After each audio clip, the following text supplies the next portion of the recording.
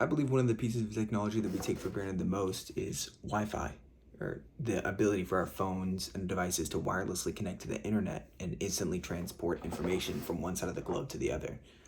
Right? I'm a type of person who is constantly like listening to music on my phone, like anytime I'm going somewhere, doing something, anything really, or and as soon as I'm like have a free moment and I'm just bored, have nothing to do, sitting there, I instantly open social media, open Twitter, connect to the internet, and I'm constantly like curious about things. I would just look things up on my phone all the time. Like my second most used app on my phone is Safari after Spotify. So, I'm just the type of person who's just like, it's very important for me to constantly be able to have that pull of information, because otherwise I'll have a question, it'll sit in my head, I'll get distracted, and then it just sort of festers there. Um, there are times though where I can't be connected to the internet like I wish I could be. Um, like recently, I was in the jungle. I was in Hawaii on winter break, this last winter break, and times in the jungle, or we were out on like a beach that was like freshly flowed lava, like it was like no infrastructure there at all, and we'd camp there, and it's been nights there, and I'd have zero internet connection on my phone for days sometimes, and it's not easy. You got to find things to do. It's always helpful to like bring books or things like that and have people you can talk to, but it's you definitely feel that loss. You feel like that connection is broken, and sometimes it's hard to deal with, hard to adjust. Now, while I think that wireless connection to the internet is very important for me personally, I think that the technology that as like universally, like as a culture, we should definitely put more focus on is, of course, the power grid. Right, as we've been discussing in class for the past week or so, I think that it's something that is like clearly neglected by like voters and public people in like the public office and policymakers, and it's something that like we have to realize that if we don't focus on improving it and maintaining it, then we will lose it and it will become a major issue. I mean, it's the backbone for all of the other technologies that we use. They all run off electricity. I mean, for the most part, except like I think we can all appreciate power grids more simply by being aware of their like how decrepit the system is, right? And voting for people making it a public issue, right? Because it is something that we need to focus on and put change forward to. We can also relieve stress from the power grid personally by having batteries installed in our homes or electric cars. I know this is a thing in certain cities where you can sign up to have your electric car function as a battery, right? So you can leave it plugged in, and you can opt to have this whenever the pull on energy is very high for the city. They will pull energy from your car and use it as a battery. They'll reverse the connection, and so you can make money off of that and like help pay for the purchase of the car. Some people do that to subsidize it.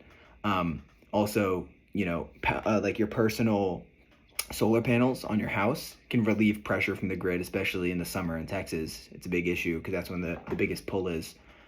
And there's a lot of small things you can do to help conserve like the power grid, turn off lights, things like that, or minimize your draw.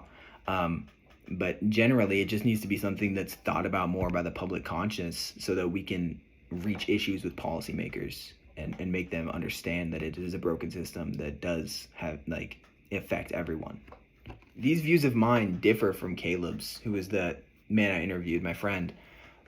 He said that he values like, I guess, the grid wall power, basically, like the ability to just have that access to electricity all the time, was the thing that he takes for granted the most. And I absolutely agree that it's something very important, like as I brought it up in my second point, but I don't think that I personally take it for granted the most because my parents both work for City of Austin, for the Austin Energy.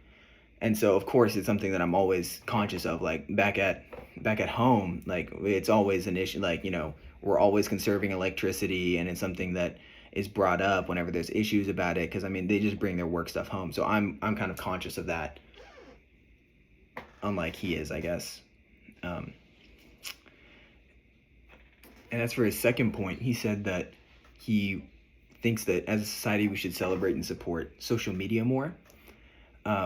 He was saying that not necessarily like social media in all the ways it's currently being used now, but in the ways that it has potential to be used in it has a lot of potential to bring positive change. I agree on that. Look at like the spring rising in the Middle East. That was all through Facebook, right? And that brought a lot of social change, a lot of things like that. I mean, it has a lot of power to connect people, especially like people who are, you know, don't have their own social circles. But I think that it's something that isn't necessarily all positive, right? It's not something that we should celebrate and support wholeheartedly. I think that there are certain changes in the way that we need to be using it and the way that these companies are sort of mentally manipulating us, right? There's the whole science of addiction to technology, and that these companies are completely using, I wouldn't say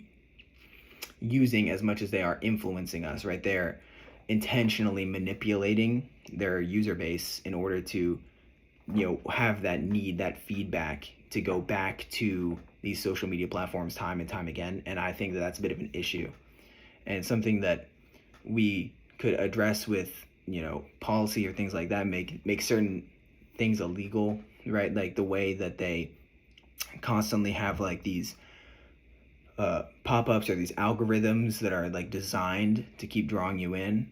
It's hard to like outlaw this specifically because, I mean, obviously not everyone has an issue with it, but it's something that it does impact a lot of people, and I think as a whole is probably a negative on society. I think we'd be better off if we spend more time in person and focusing on like real life connections as opposed to ones made over social media. But it's sort of an inevitability of, all of us being so interconnected, is that there's going to be people who, use that connection a lot, and I don't think there's any way around that. But I would say that it's not necessarily something to be celebrated and supported as much as like the power grid or these very vital systems that impact us every day throughout everything we do.